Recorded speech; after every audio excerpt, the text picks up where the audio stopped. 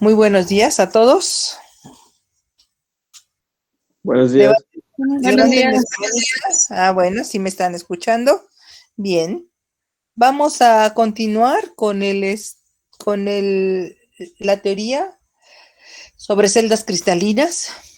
Yo quisiera que ustedes vayan anotando si tienen dudas. En cualquier momento me pueden interrumpir. Eh, estoy abriendo las tareas en el aula virtual. Ya puse fechas ahora, si bien, de entrega. Y revísenlas, por favor. Todo se hace a través de la plataforma de Cambia. Todas las entregas, cualquier modificación a quien envíe el archivo, el cambio de líder o cualquier otra duda, por favor comuníquense con Mario. Mario, mi ayudante, y ustedes tienen el correo porque él es el que les envió este correo para plasmar sus contribuciones en Cambia. Por ahí hubo un equipo, perdón, en Devidi.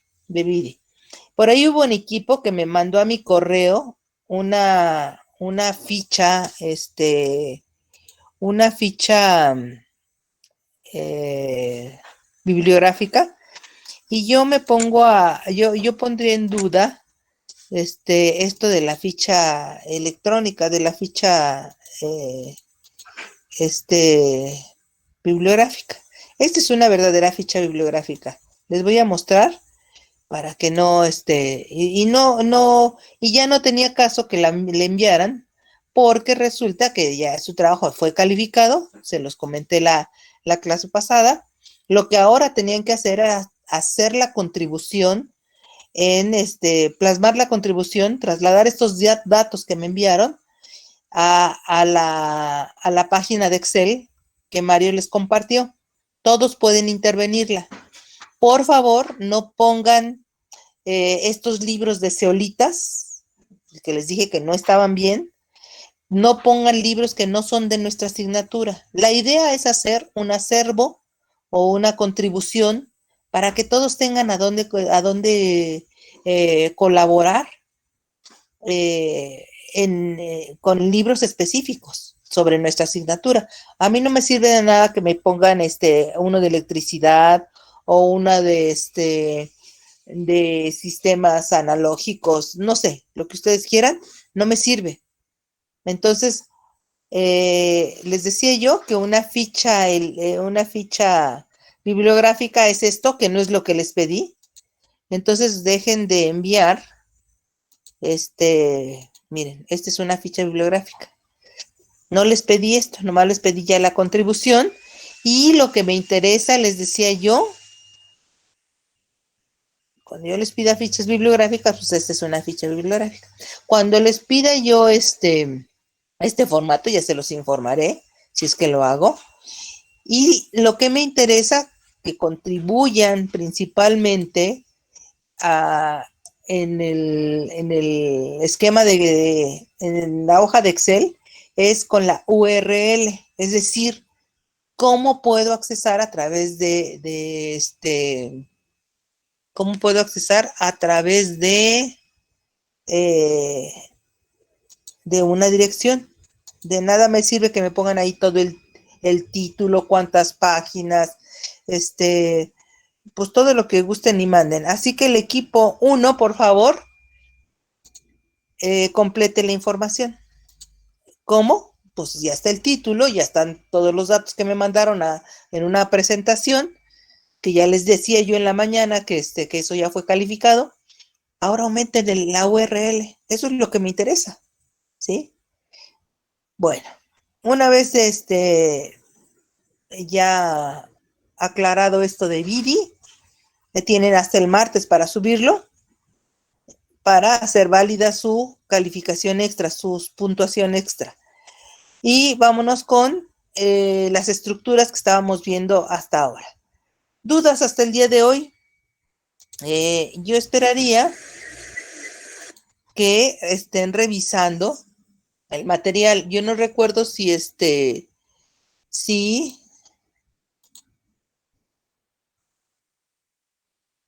No recuerdo si Maestra, es, sí, yo tengo una duda rápida. En sí. la tarea que dejó de clasifica los materiales y todo, en donde dice objeto, ¿qué tenemos que poner ahí?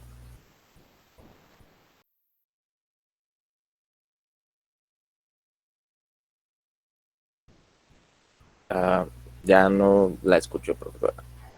No sé si solo sea yo.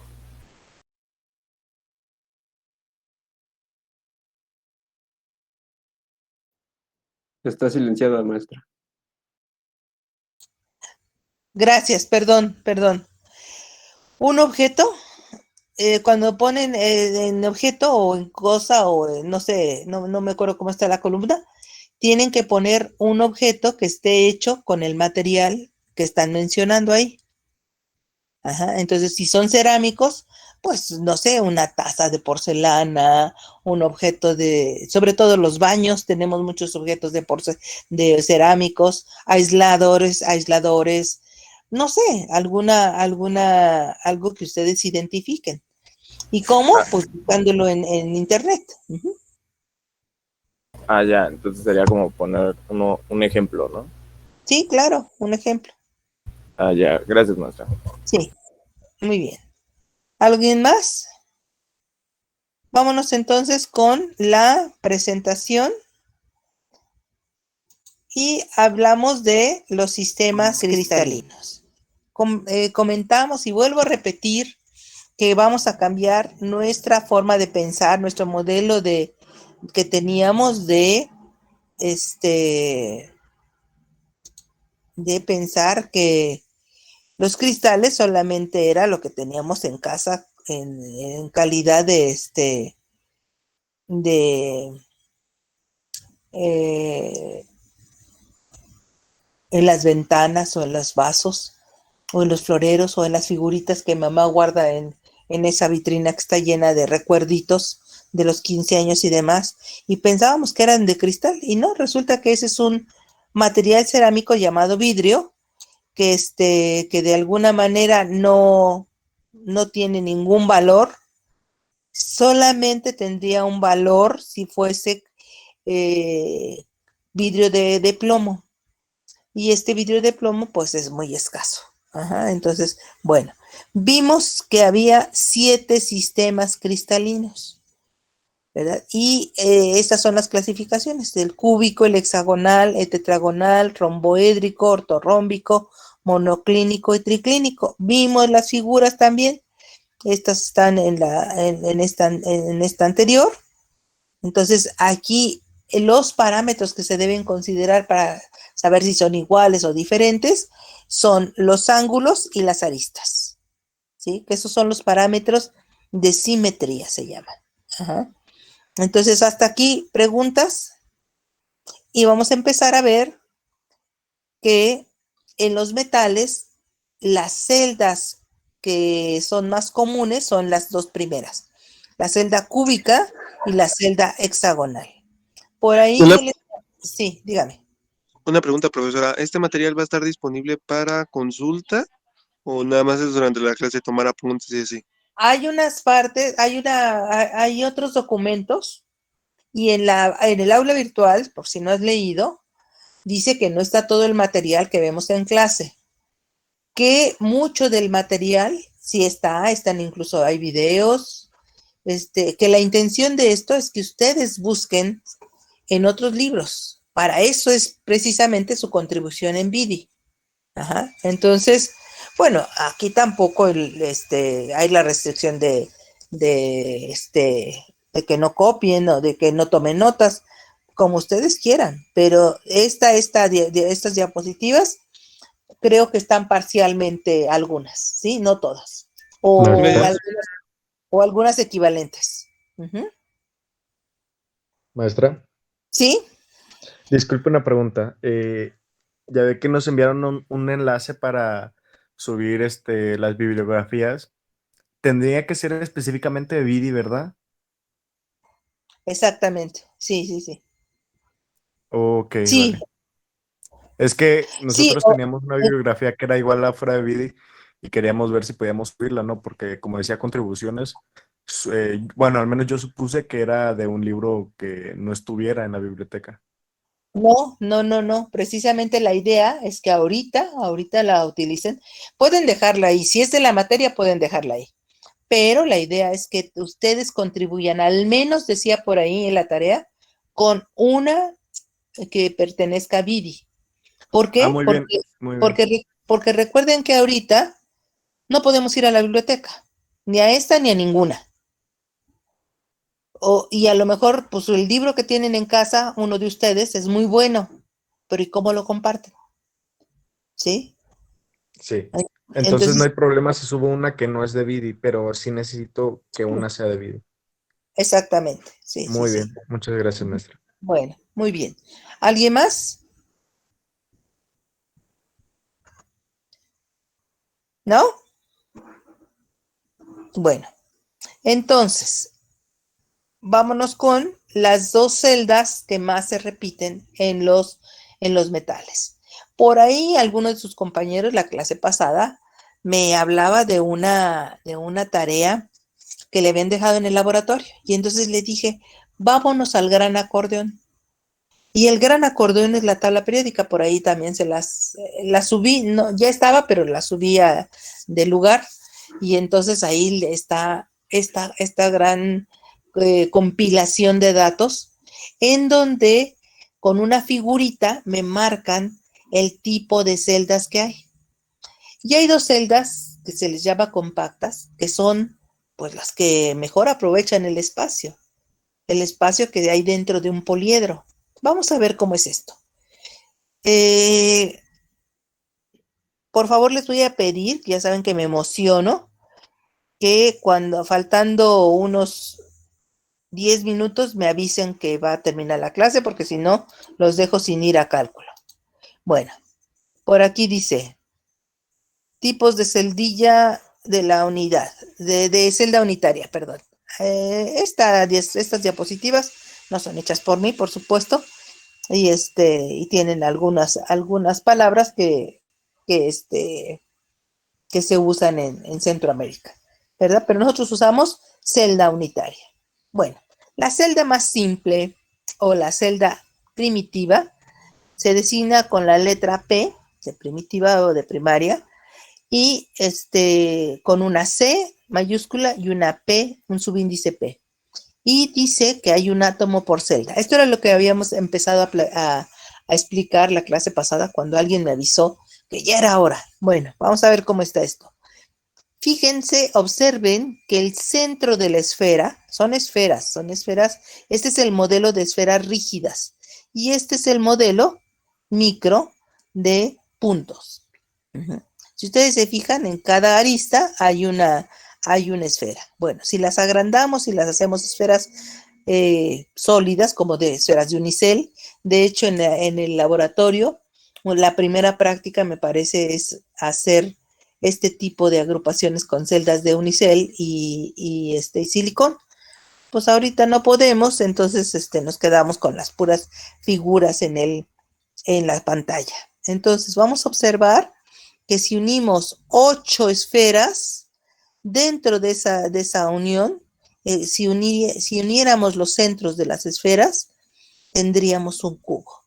Y ahí aquí vamos a tener algo que es evidente, que son las aristas, la arista A y la arista B, y fíjense cómo este punto que estoy señalando es el centro y la distancia hacia la parte más externa es igual al radio y hacia la parte más interna es el radio. Entonces, si aquí observamos, la arista tiene una relación directa con el radio. ¿Cuántas veces se repite el radio aquí? ¿Quién me dice? ¿8? No, en una arista. Ah, ok, ok. ¿En una arista? 2. 2. Entonces, la arista es igual a 2 veces el radio. Y aquí empezamos, fíjense. Empezamos a hacer esta relación. Bueno, esta es la arista, esta es la celda más sencilla, menos aprovechada de todas las que tenemos entre los metales. Vámonos con la segunda celda. La segunda celda se llama cúbica centrada en el cuerpo. A veces se pone una I, a veces se pone una B de burro o de body. Body quiere decir cuerpo en inglés. Entonces se designa como CB, ¿sí? Y fíjense que dice que ahí caben 2 átomos por celda. ¿Cómo es eso? Bueno, cuando la representamos, voy a agrandar la imagen para que la vean. Cuando la representamos, como en este caso, con puntos, vamos a tener los 8 átomos en los vértices, más un átomo en el centro de la celda unitaria. Si hacemos esto de forma, utilizando las esferas rígidas, tendríamos esto. Y nuevamente, algo que se me olvidó acá, en esta celda, ¿sí? ¿Cuánto de la esfera queda dentro del cubo? Bueno, pues aquí lo vemos bien, solamente una parte de toda la esfera. Es lo mismo que acá en esta celda está el átomo central, en esta no. Y entonces, ¿qué parte de la celda queda dentro del cubo? ¿Alguien me dice? ¿Un medio? Pártanlo a la mitad. Un cuarto.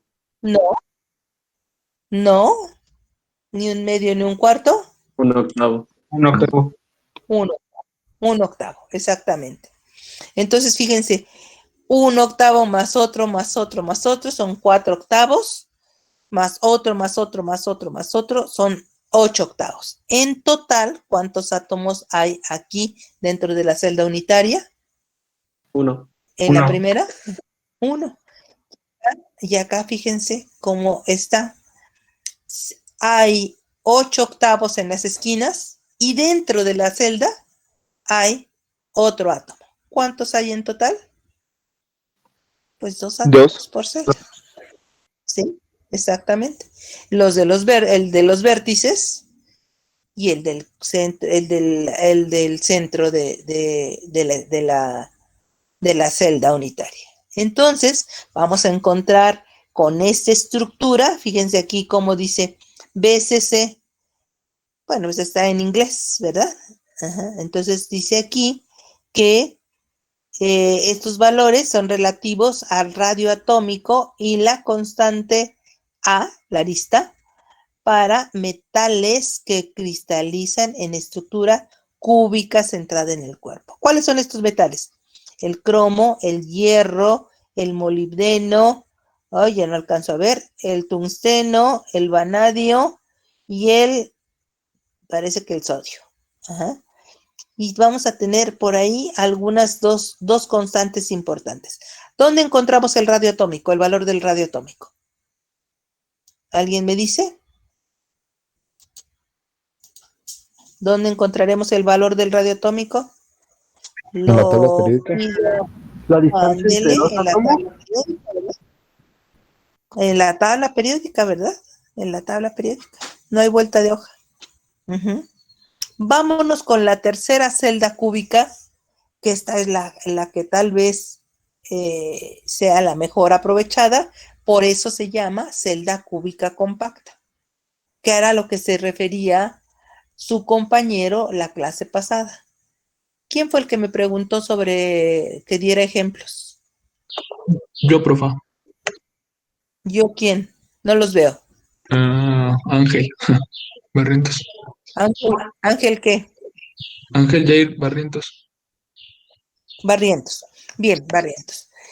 Te hubiera sido de mucha utilidad esta diapositiva, pero bueno, en la tabla periódica yo espero que hayas encontrado los ejemplos adecuados. ¿Cada cuándo tienes qué días tienes laboratorio?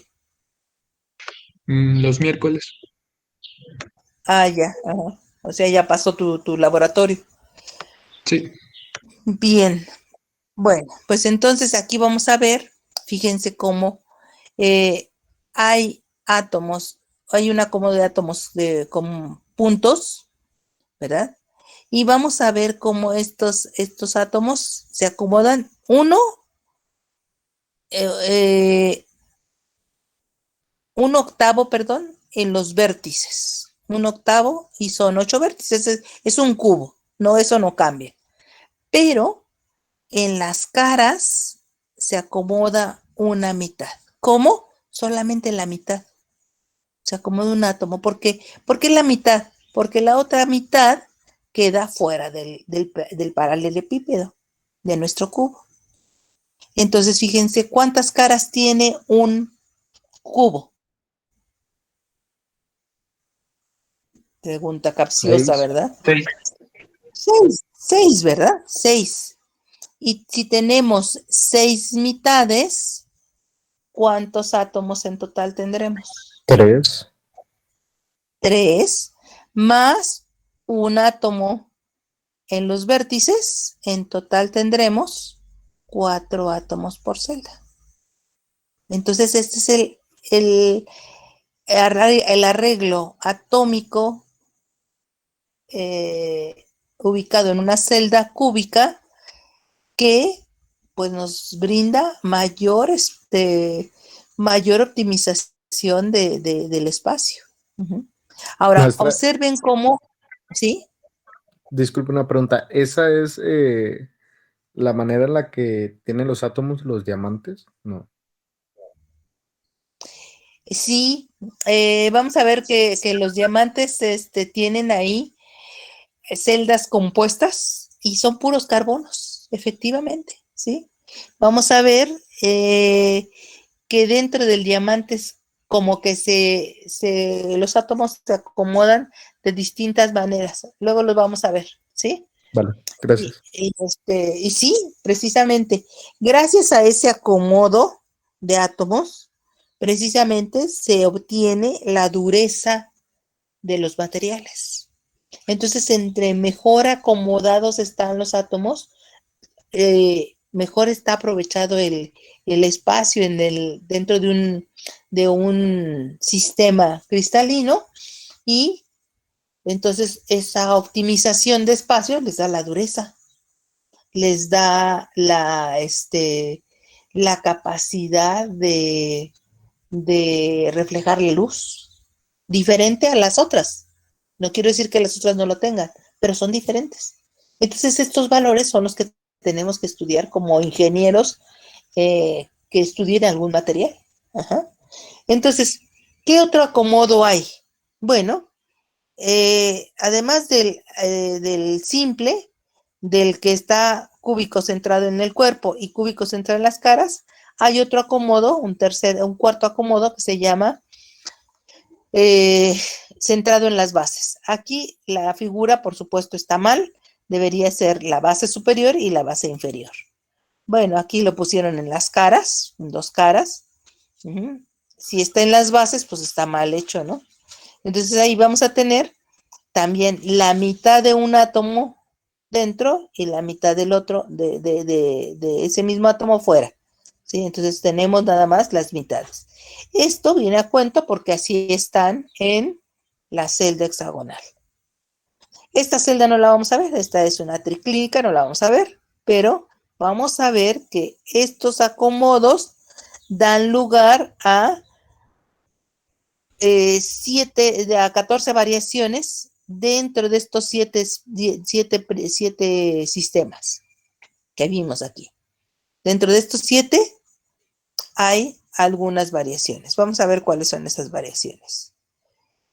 Fíjense. En la triclínica nada más hay una variación. En la monoclínica hay 2 variaciones. Está la primitiva y la centrada, la monoclínica en las bases. En la tetragonal está la de la primitiva y la centrada en el cuerpo. En la ortorrómbica, ahí tenemos todas las variaciones, fíjense. La primitiva, la centrada en las bases, la centrada en el cuerpo y la centrada en las caras. En cambio, en el hexagonal, nada más tenemos una de estas variaciones, que es la centrada en las bases. Pero dentro vamos a tener 3 átomos. Ahorita lo vamos a ver, ¿sí? Luego en la trigonal o romboédrica tenemos solamente la primitiva Y en la cúbica, como ya vimos, pues tenemos la primitiva, la centrada en el cuerpo y la centrada en en las caras. ¿Sí? Entonces, por eso decimos aquí que hay 7 sistemas, ¿verdad? Más 4 celdas unitarias. Bueno, las celdas unitarias son estas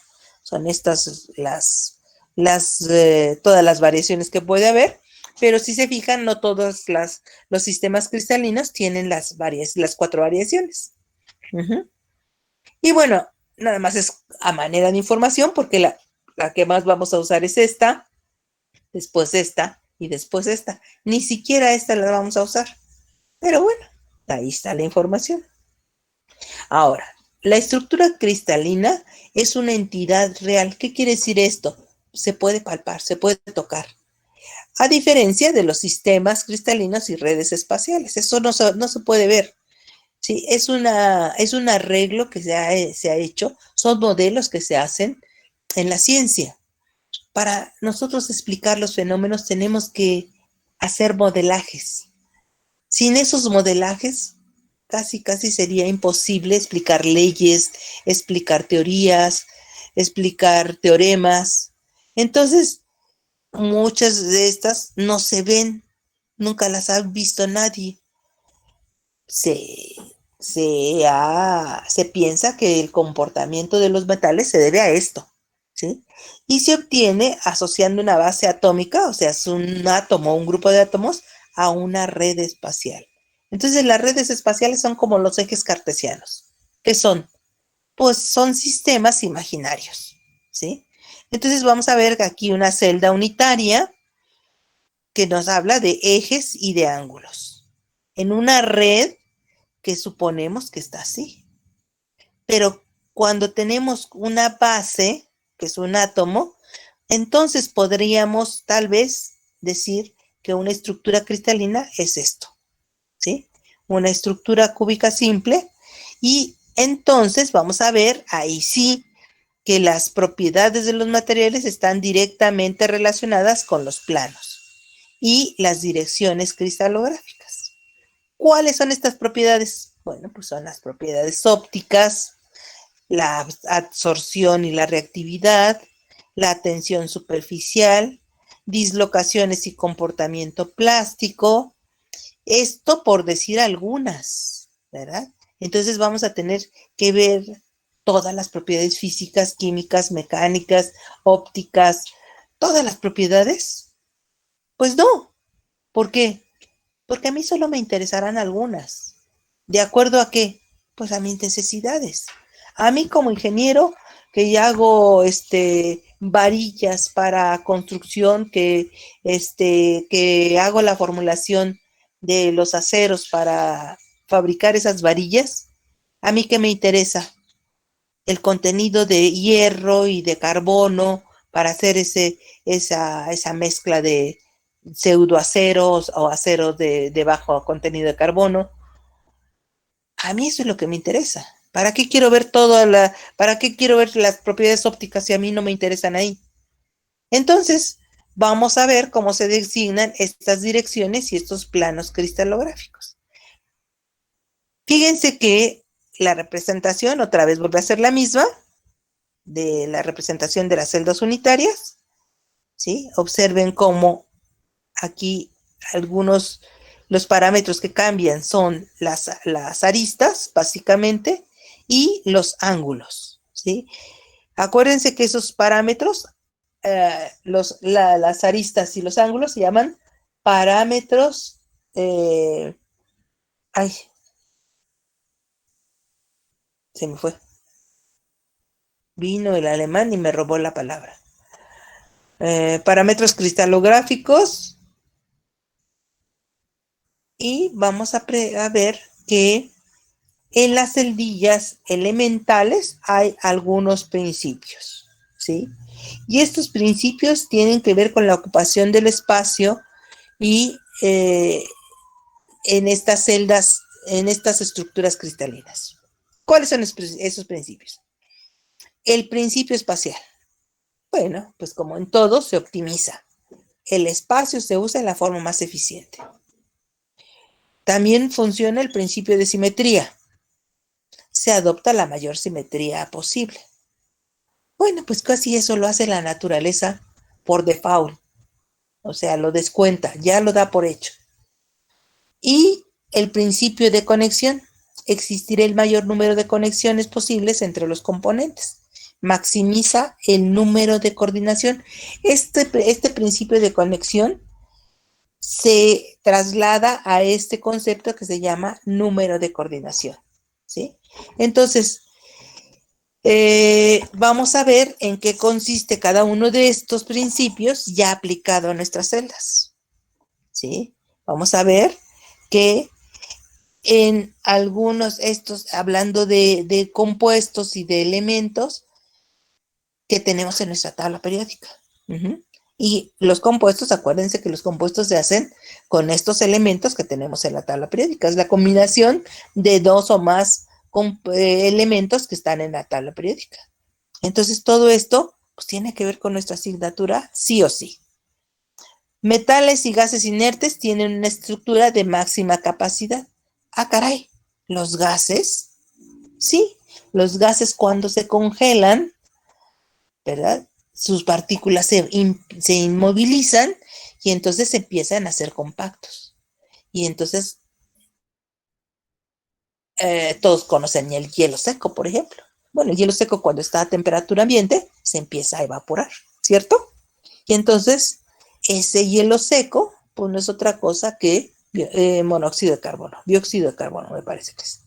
Entonces, vamos a ver que en las estructuras de máxima capacidad son las cúbicas centradas en el cuerpo, la cúbica centrada en las caras y la hexagonal. Por eso dice ahí, excepto las estructuras cúbicas primitivas o cúbicas simples. Entonces, esas no. Ahora, en compuestos iónicos tienden a seguir estos principios, los que mencionamos, pero se alteran debido a otras restricciones. Esto tiene que ver con los enlaces. Por eso aquí habla de neutralidad de cargas. Acuérdense, dos cargas diferentes se anulan. ¿Sí? La suma de sus cargas es igual a 0. También tiene que ver la diferencia de tamaños entre cationes y ationes. Entonces, como todas reglas y como todo principio, tienen excepciones. ¿Por qué no?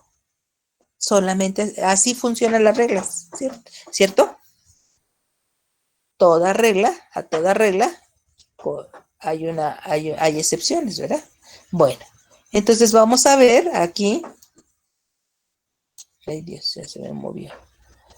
Que las estructuras cristalinas de los metales están formadas por átomos de elementos metálicos.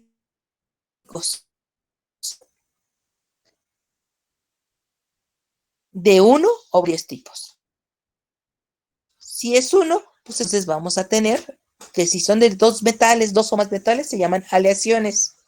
Y si no, vamos a tener en ocasiones algunas estructuras en cuyos átomos no son necesariamente metales. También pueden ser no metales. Y este ejemplo clarísimo es el del hierro. El hierro es un metal, pero cuando se le inyecta carbón, entonces a su estructura, entonces tenemos un compuesto, una aleación magnífica en resistencia, en muchas propiedades, inoxidable, casi inerte a los ácidos, a algunos ácidos, se llama acero. Y entonces un metal con uno metal. Entonces fíjense cómo haciendo las combinaciones correctas, pues obtenemos mejoras en los sistemas, ¿sí? ¿Qué otra cosa tenemos? Bueno, pues que cuando son puros metales, el enlace que predomina son los enlaces metálicos. Y dice aquí que son átomos ordenados de la forma compacta, más compacta posible. Es decir, se optimiza el espacio al máximo, ¿sí? Y por lo tanto, hay un mínimo de energía y de un mínimo de caos. Entonces, sí vamos a ver que esto es muy importante porque, pues de alguna manera, este espacio, esta optimización se llama el factor de empaquetamiento, es el mejor que puede existir. Entonces, la atracción entre los electrones de valencia deslocalizados y los átomos cargados es isótropa. Ah, caray. Anoten por ahí la palabra, ¿verdad? Vamos a ver de qué se trata esta palabra. Isótropos, anisótropos. Ah, vamos a ver. Dice, el empaquetamiento de los átomos maximiza el espacio ocupado y el número de coordinación. ¿Qué es eso? Empaquetamiento, pues es el acomodo, ¿sí? Y el número de coordinación es con quién está en contacto ese átomo en principio, ¿sí? Bueno, así como vecinos, buenos vecinos.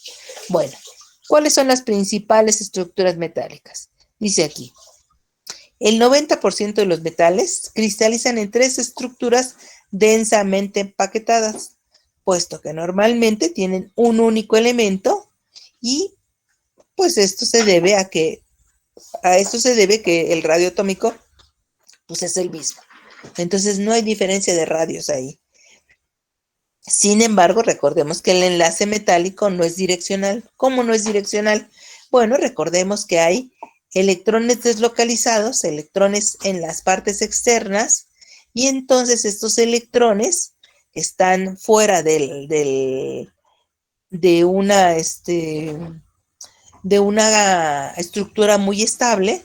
Estos electrones son los responsables de la transmisión de calor y de electricidad en cualquier metal. Entonces, con el fin de reducir la energía del enlace, las distancias entre los átomos tienden a ser pequeñas. Entonces, esta energía mínima es por optimización de los espacios, nada más, simple y sencillamente. ¿Quién lo hace esto? La naturaleza, nadie lo hizo. Y aquí tenemos las celdas compactas, ¿sí? Entonces, vamos a ver que esas celdas compactas, pues está la cúbica centrada en el cuerpo, y aquí tenemos hierro alfa, que es muy estable a baja temperatura, cromo, molibdeno, potasio, vanadio y tungsteno, y muchas aleaciones, por supuesto. Luego, el cúbico compacto, que es el cúbico centrado en las caras. Fíjense cómo aquí sí, ahora sí se ve esto de las caras. Hay un átomo en cada cara. Este pertenece a la cara externa, este a la cara de la derecha, este a la cara de atrás, este a la cara de la izquierda, este pertenece a la cara superior, y aquí nos faltaría el de la cara inferior, ¿verdad? No lo veo, pero bueno, yo creo que se les olvidó. ¿Sí? Sí, se les olvidó, fíjense. Sí, porque yo cuento aquí, deberían ser, ¿cuántos puntos? Déjenme ver. 6 y 8, 14 puntos. 1, 2, 3, 4, 5, 6, 7, 8, 9, 10, 11, 12, 13. Sí, les faltó aquí el de la cara inferior, fíjense. Entonces al mejor cazador se le va la liebre, ¿verdad? Bien, ¿qué tenemos aquí? Tenemos el hexagonal compacto.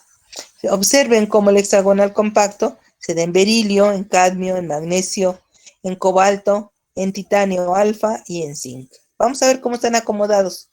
Fíjense que hay en los vértices, hay una esfera.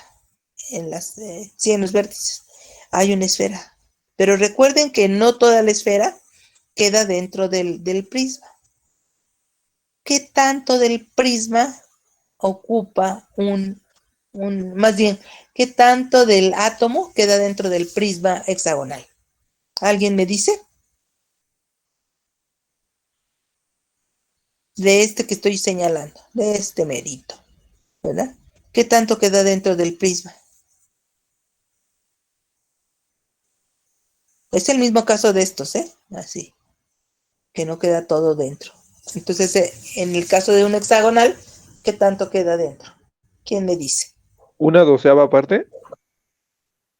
No, casi, casi. O sea, también estamos pensando que los que están en medio es la No, mitad. ahorita no me cuentes los del medio. Cuenta nada ¿Una tercera más, parte? dime de este, ¿perdón? ¿Una tercera parte? No, no es una tercera parte, tampoco. No es una tercera parte. A ver, no es una doceava, no es una tercera. ¿Quién da más? ¿Quién da menos? Una décima, un décimo, profe, No, ¿no? no. ¿Puede repetir la pregunta? Sí. ¿Qué tanto de un átomo, este que estoy señalando, queda dentro del prisma hexagonal?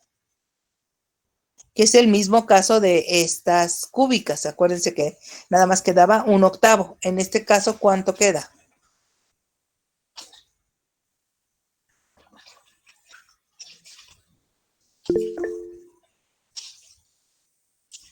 Dice el compañero Jorge Enrique León que una sexta parte. Gracias por leerlo. Gracias, León. Así es. Una sexta parte. Esto es porque son Efectivamente. dos átomos los que quedan en medio del... No, ahorita vamos a ver. Fíjense, hay una sexta parte más una, más otra sexta, más otra sexta, más otra sexta, más otra sexta. ¿Cuántas sextas partes hay en la parte de arriba? 6. Seis. 6 sextos son un entero. Abajo, otros 6 sextos son otro átomo. ¿Cuántos átomos van? 2. 2. En la base de arriba y en la base de abajo hay 2 mitades. ¿Sí? Porque la otra mitad queda fuera. ¿Sí? O queda arriba o queda abajo, ¿verdad? Pero dentro del prisma hexagonal queda la mitad. ¿Cuántos átomos en total hacen estos dos de las bases? 1. 1. ¿Cuántos átomos van? 3. 3. Y dentro del cuerpo del hexágono quedan 3 átomos completitos. Esos sí quedan completitos. Entonces son 3 más 3. En total son 6 átomos por celda. Por eso se le llama a esto hexagonal compacto, a este cúbico compacto, y a este, pues, como que le hacen el feo, ¿verdad? Todavía no alcanza su calidad de compacto, pero bueno, pues es bueno. Vamos a ver qué tanto se aprovecha de las celdas. Fíjense bien. Aquí están, ¿verdad? Dice, aproximadamente el 90% de los metales presenta estas estructuras cristalinas. Y dice aquí, el color diferente en los átomos solo se refiere a su diferente posición en la celda. Esto se hizo con la intención de hacer evidente, ¿verdad?, los que están fuera de la celda. Aquí sí pusieron los 6 de las caras, fíjense. Ajá. Aquí está el cúbico central en el cuerpo. Y aquí observen cómo estos 3 están dentro del hexágono. Ahora, vuelve a poner aquí muchos átomos, muchos ejemplos. Y con esto nos podemos dar cuenta que 2 metales, como el hierro, pueden acomodarse de diferente manera, los átomos. Acuérdense que son el mismo tipo de átomos, ¿eh? Solamente están coloreados para poner la posición. Entonces, el fierro alfa y el fierro gamma pueden ser obtenidos gracias a las temperaturas de fundición y de enfriamiento.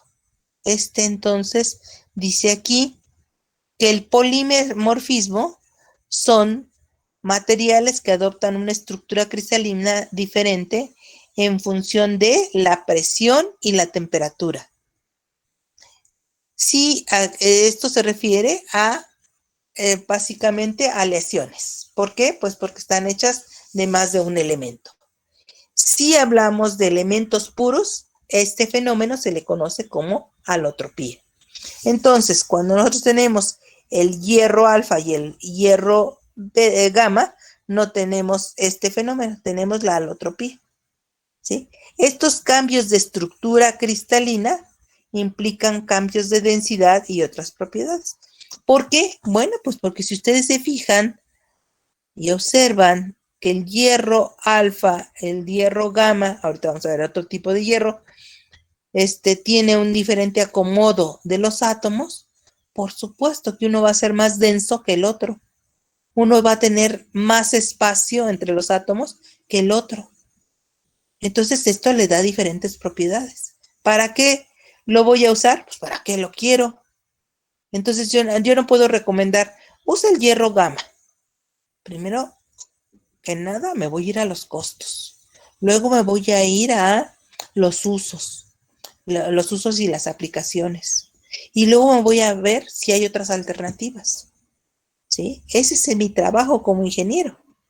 Entonces vamos a ver aquí dos ejemplos de alotropía, es decir, de metales puros, ¿verdad? Que presentan diferentes tipos de acomodo acordes con la temperatura de ebullición, de fundición, perdón. Entonces vamos a tener que si una estructura cúbica centrada, cúbica primitiva o primaria, o cúbica simple, del hierro está a temperatura ambiente, se acomoda a temperatura ambiente, casi se enfría a temperatura ambiente, vamos a ver que eso nos da como resultado el hierro alfa. En cambio, si este hierro lo calentamos hasta 900, a una temperatura aproximada entre 914 y 1394, vamos a obtener un hierro gamma. Pero si lo calentamos a temperaturas mayores de 1394, tendremos un hierro delta. Entonces, va a ser diferente, van a ser diferentes las estructuras. ¿Cómo? Pues pueden ser así. Esto es un poco lo que me acaba de preguntar su compañero sobre el diamante. Vamos a ver que el diamante son una serie de estructuras compuestas. Y entonces vamos a tener aquí otro ejemplo, que es el titanio. ¿Ejemplo de qué? ¿De qué estamos viendo? Ejemplo de ¿Alotropía? alotropía, gracias. Entonces, vamos a tener aquí que la estructura hexagonal compacta es cuando tenemos un titanio alfa que se ha enfriado hasta a temperatura ambiente, hasta la temperatura ambiente. Y luego la estructura cúbica primitiva, vamos a tener una temperatura de fundición de 883 grados centígrados, ¿sí? Y entonces vamos a tener este tipo de celdillas compuestas dentro del mismo metal. Esto solamente se utiliza, esto se estudia con un microscopio muy potente que además hace estudios con radiaciones y su reflexión. Entonces vamos a ver que los ángulos de reflexión y de reflexión y de refracción me van a enviar datos sobre dónde están los átomos, cuál es la distancia entre los átomos. Esto lo vamos a ver en unas diapositivas que se llaman ley de Bragg. Y esto también está en el aula virtual, la ley de Bragg. Bueno, y entonces vamos a ver que tenemos otros compuestos o otros elementos. Si son circonio y carbono, son alótropos. Si son compuestos de más de dos elementos, óxido de circonio o carburo de zinc, entonces son polimorfos. Entonces, aquí el carbono, pues es un ejemplo básico, de hecho lo vimos en las diapositivas pasadas, de la clase pasada o de la antepasada, ya no me acuerdo, de la pasada. donde veíamos el carbono como grafito o como un trozo de carbón de una materia orgánica quemada, y el diamante. Ajá, entonces aquí dice, se denomina alotropía a la propiedad que presentan algunos metales de existir en estado sólido, conformando diferentes estructuras a temperaturas específicas, de modo que la transformación se realiza de forma reversible y a una temperatura definida. Entonces vamos a ver, fíjense qué bonito esto. Entonces, díganme si no les emociona que están empezando a conocer los materiales desde otro punto de vista, ¿sí? Entonces vamos a ver que la capacidad de asumir dos o más estructuras cristalinas cuando es de metales, de elementos puros, se llama alotropía. Y cuando es de más de un elemento se llama polimorfismo.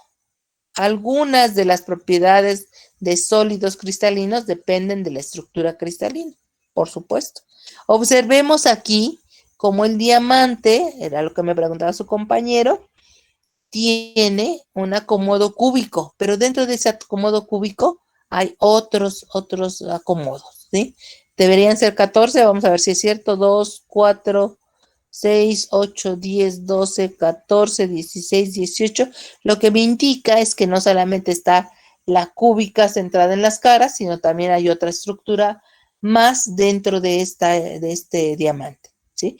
Y el grafito tiene un acomodo hexagonal, pero nada más en planos. Observen cómo no es un prisma hexagonal como el que acabamos de ver con 3 átomos en medio. Entonces, este grafito que está acomodado en hexágonos planares me lleva a que este grafito fácilmente se puede, pues por decirlo de alguna manera, tiene un nombre especial y se me acaba de ir, exfoliar, es decir, se puede descomponer o se puede maquilar en capas. Entonces, si nosotros tomamos un pedazo de carbón y lo tratamos de partir, no se parte en pequeñas partículas, tal vez se parte en capas muy delgaditas, a lo mejor no las vemos porque son muy pequeñitas, pero son capas. Y esto es debido al acomodo que tienen sus átomos en hexágonos planares. Y entonces vamos a tener una estructura laminar negra, muy suave, ¿sí?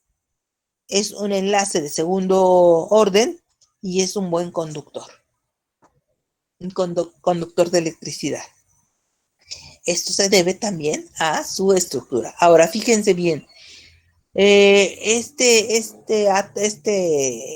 grafito tiene ciertas características que lo hacen pues muy abundante. Y de tan abundante, pues es muy barato. Tan barato que se utiliza para hacer las minillas de sus lapiceros o sus lápices mismos. ¿Por qué podemos escribir sobre un papel? Porque esta estructura del grafito es precisamente laminar.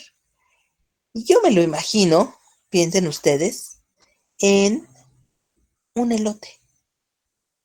Cuando yo aprieto mi mano sobre el lápiz, el lápiz lo presiono sobre una hoja blanca y empiezo a escribir, ¿qué estoy haciendo? Dejando los átomos en estas porosidades, el papel es poroso, ¿verdad? Con la ayuda de la presión de mi mano. Es como un elotito que se va desgranando y se va desgastando. Por ello necesitamos un sacapuntas o un sacapuntas para minas. Si no, porque se va haciendo chatito, ¿verdad? Si tuviéramos una mina o una punta de diamante, ¿qué le pasaría a nuestro papel? Primero, no escribiríamos nada, ¿verdad? Porque el diamante no tiene la propiedad, no tiene el color ni siquiera para escribir. Y segundo, es el material duro, natural, el más duro que se conoce en una escala llamada de Mohs. Entonces vamos a ver que lo único que haríamos en nuestro cuaderno si escribiéramos con una punta de diamante sería hacerle un gran hoyo a nuestro cuaderno, ¿sí? Entonces aquí vamos a tener una estructura tridimensional diferente a esta estructura, transparente, diferente al color del carbono, muy duro, diferente a la dureza del carbono, y en este caso completamente aislante. Es un no conductor. Entonces todo eso pues es a causa de la estructura. Este es el mejor ejemplo que tenemos para decir, pues sí me interesa estudiar la estructura porque de ahí van a derivar las propiedades de cualquier material. Preguntas hasta ahora. No, profe, ninguna. Bien, continuamos. Aquí vamos a ver, permítame 2 segundos.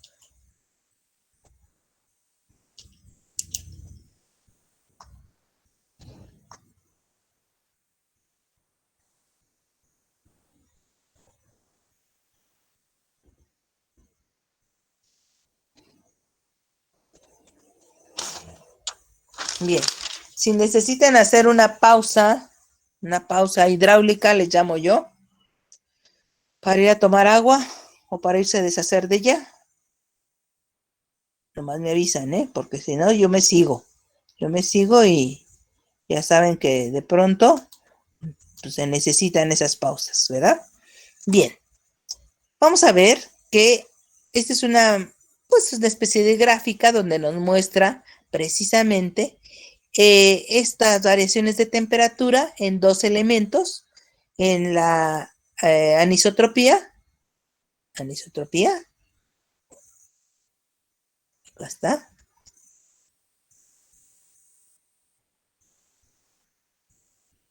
¿dónde anda? Perdón, en la alotropía, no anisotropía, en la alotropía, ¿sí? De 2 elementos que ya habíamos mencionado, que son el hierro y el titanio. ¿Sí? Y como las temperaturas me van a dar diferentes tipos de acomodos en el mismo elemento. ¿Sí? Incluso, fíjense, una vez que se ha sobrepasado cierta temperatura, pues el metal se hace líquido. Evidentemente, se funde. ¿Sí? Y entonces dice aquí que hay 2 elementos, bueno, dice aquí algunos elementos, pero aquí vemos 2, que hay elementos con más de una estructura cristalina. Y los ejemplos más importantes de de aquí me está poniendo polimorfismo. ¿Cómo se debería llamar? ¿Cómo se debería llamar? Si es de un solo elemento. Alotropía. Alotropía, ¿sí? Polimorfismo lo dejamos para compuestos, ¿sí? Alotropía. Y luego aquí me da la referencia. Bueno, esto es a lo que me refiero yo cuando les pido que me provean de algún libro de referencia para que yo vaya a revisarlos y les diga, miren, en este libro está este tema. Yo estoy revisando el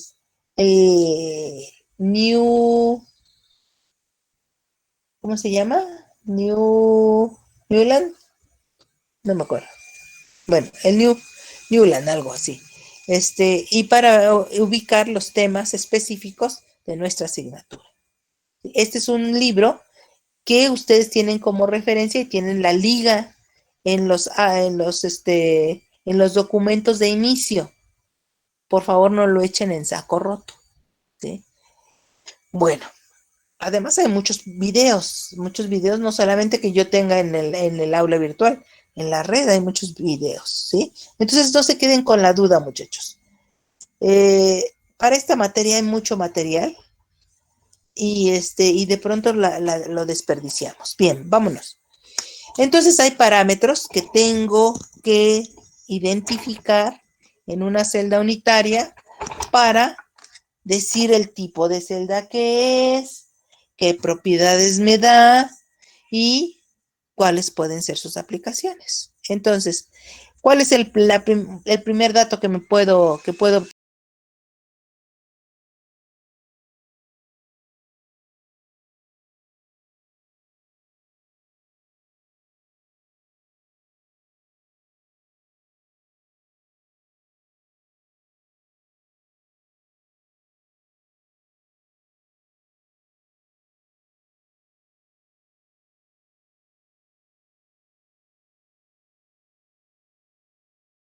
compactación? Es decir, con las cuales los átomos hacen contacto continuo.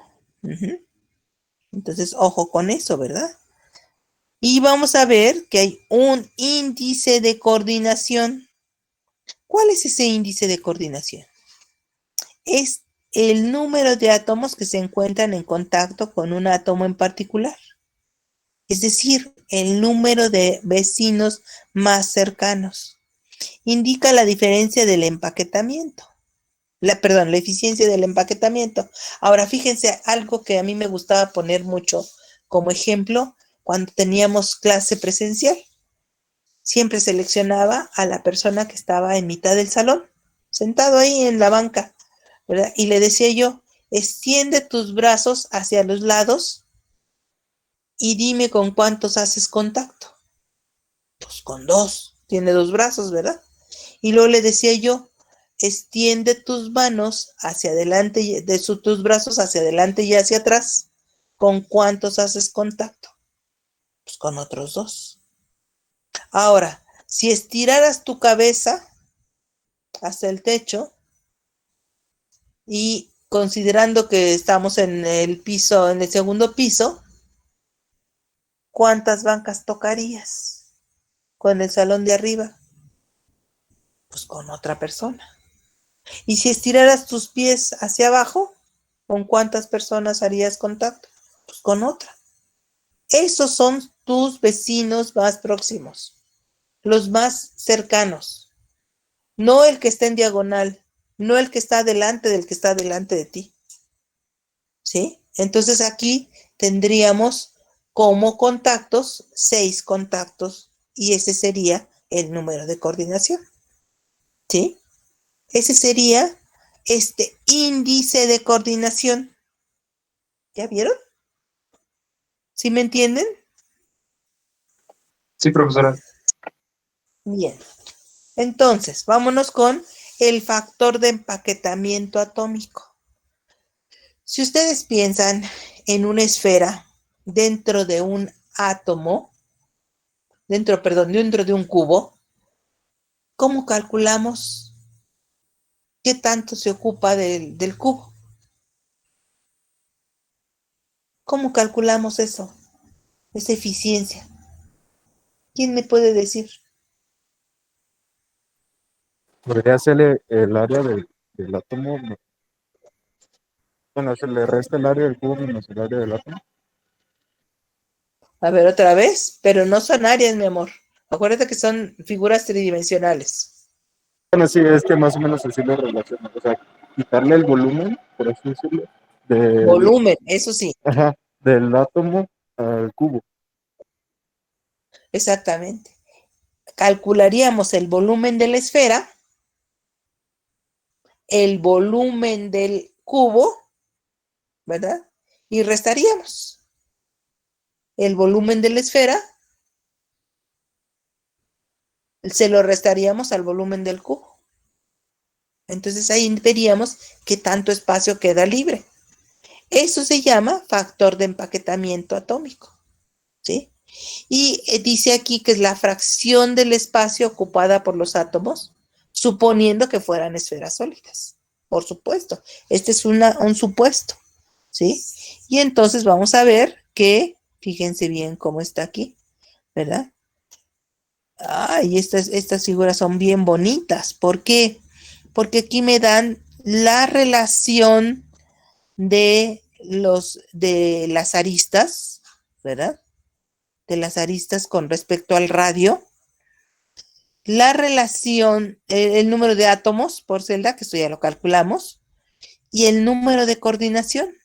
Ahora observen que si este es el átomo de referencia, el que está en el centro, ¿con cuántos átomos está en contacto?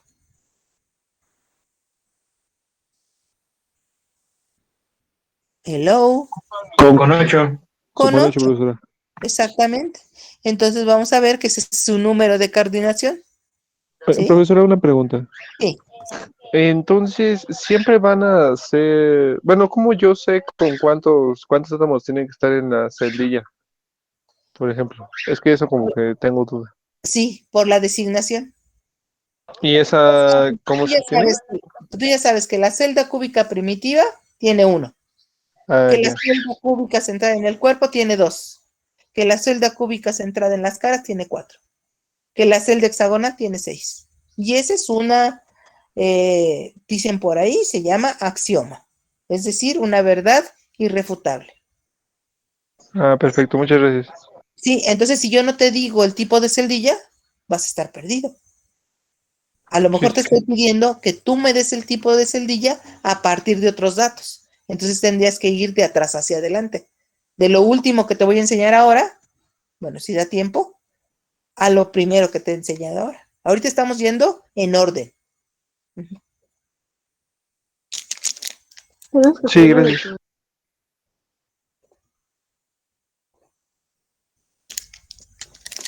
Por ahí oí la voz de alguien. Perdón, estoy tomando agua, ¿eh? Ya se me secó la boca. ¿Alguien? ¿Qué más?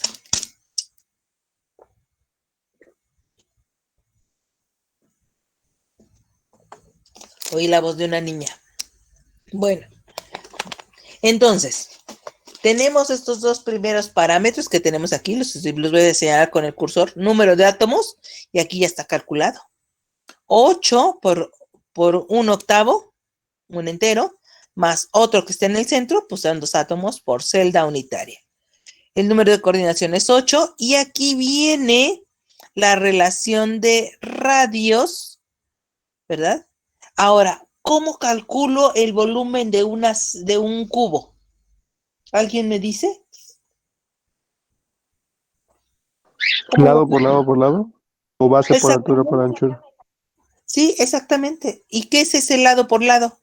Bueno, lo que les decía, siempre les digo a mis alumnos, que a la universidad venimos a aprender eh, sinónimos, y entonces en lugar de lado le vamos a llamar arista, ¿verdad?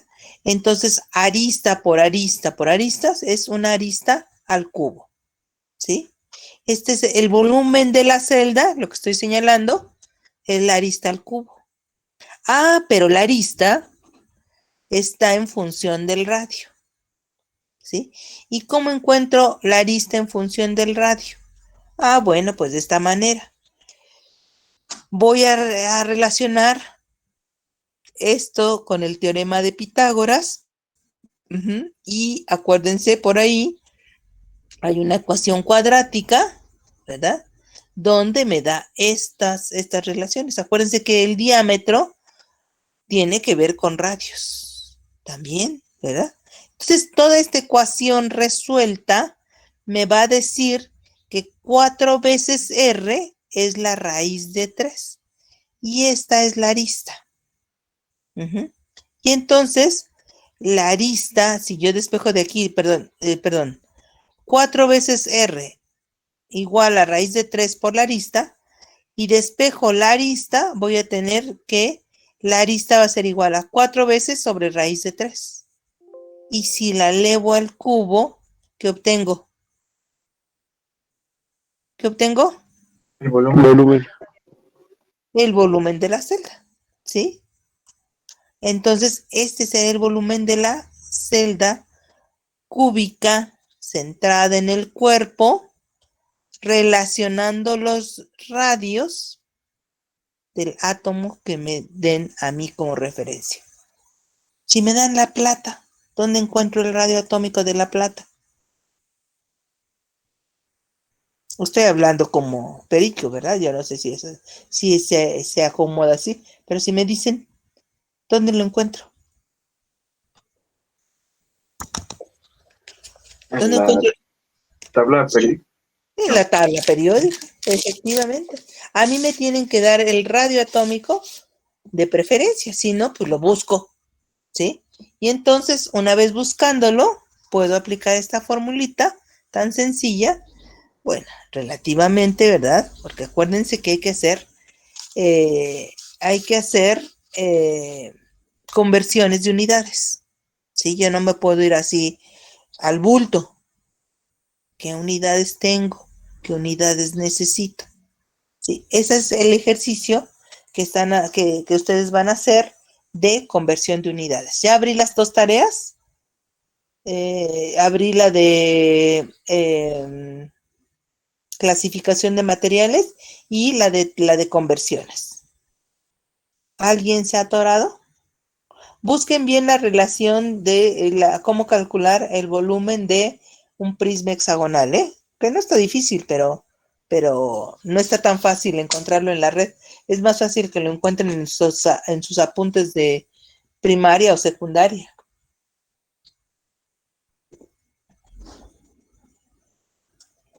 Perdón, estoy haciendo pausa hidráulica sin hacer pausa, ¿verdad? Esto es para tomar agüita. Bueno, entonces, una vez que yo tengo el volumen de la celda, voy a buscar el volumen de los átomos de la celda y lo voy a dividir entre el volumen de la celda, entre la arista al cubo. Esta es la arista al cubo, ¿no? Y el volumen de los átomos, ¿cómo lo calculo? Es una esfera.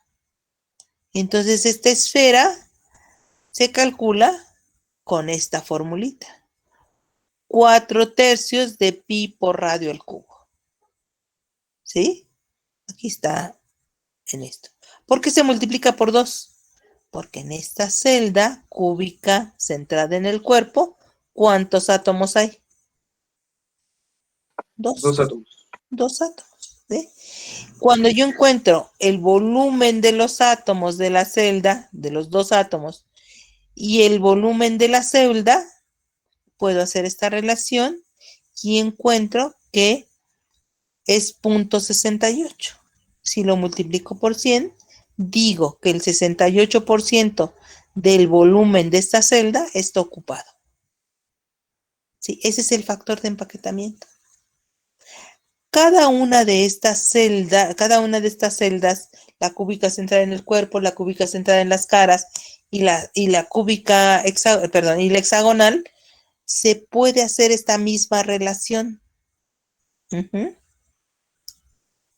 Y calcular este factor de empaquetamiento. Vámonos con celda cúbica en las caras, centrada en las caras.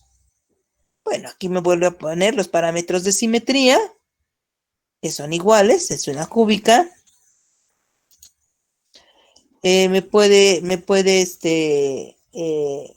Puedo observar cuántos átomos hay por celda unitaria, que esto ya lo analizamos.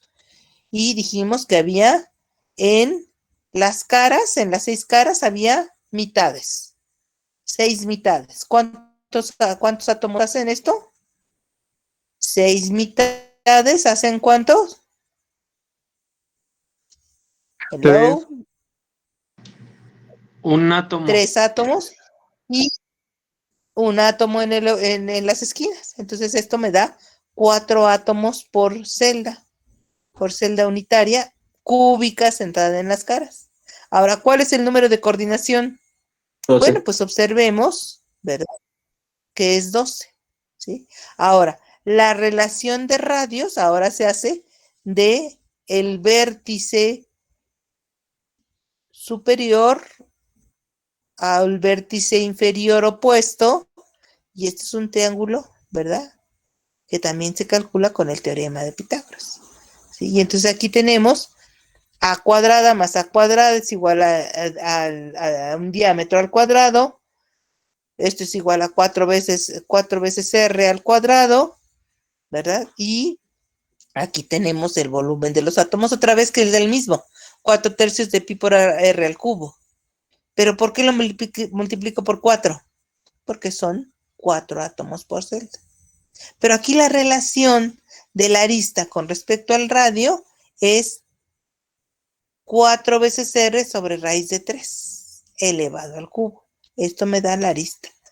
Sí, perdón, el volumen.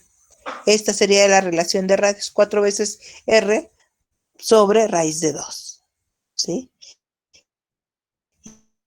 Y observen cómo al calcular el factor de empaquetamiento, que es el volumen de 4 esferas, o sea, 4 átomos, dividido entre el volumen de un cubo, siempre y cuando relacione los aristas, me va a dar 70.74. ¿Qué quiere decir esto? Que hay un 74% del volumen del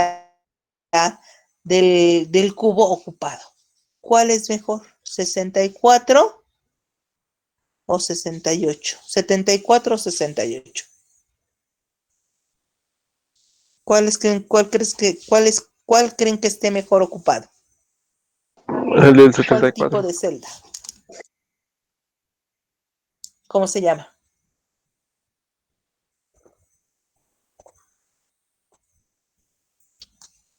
¿Cómo se llama la celda? Un momento, a ver. Centrada en las caras. Ay, como que un momento. Eso, centrada en las caras. Bien. Entonces, por eso se dice que este es el volumen de el mejor empaquetamiento. Por eso se le llama celda compacta. Profesora, ya le faltan 10 Bueno, minutos para acabar. gracias, qué amable, qué amable. Entonces, vamos a ver rápidamente cómo el factor de empaquetamiento de 0.8 y 0.74 pues deja huecos. Y esos huecos pues permiten explicar la solubilidad del carbono en hierro. ¿Qué hacemos con el carbono? Agregamos estos pequeños átomos que son muy pequeñitos, aquí se ven muy oscurito, ¿verdad? Del carbono, y entonces reforzamos la estructura. Uh-huh.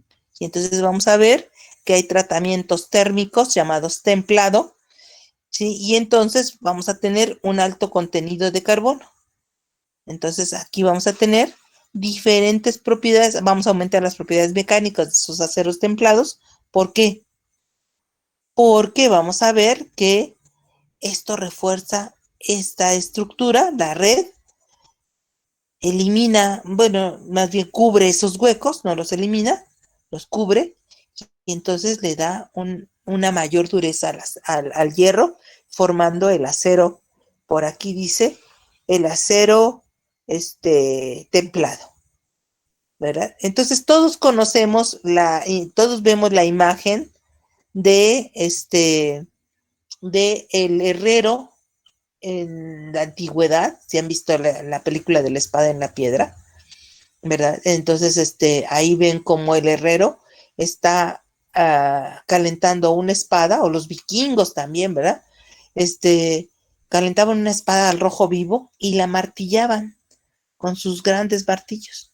Y luego le enfriaban bruscamente en un cubo de agua y luego volvían a calentar. ¿Qué estaban haciendo? Sin saberlo, estaban haciendo un reacomodo de átomos y estaban haciendo como una forma de al martillar sobre cierto tipo de materiales, estaban agregando carbono y ellos no lo sabían.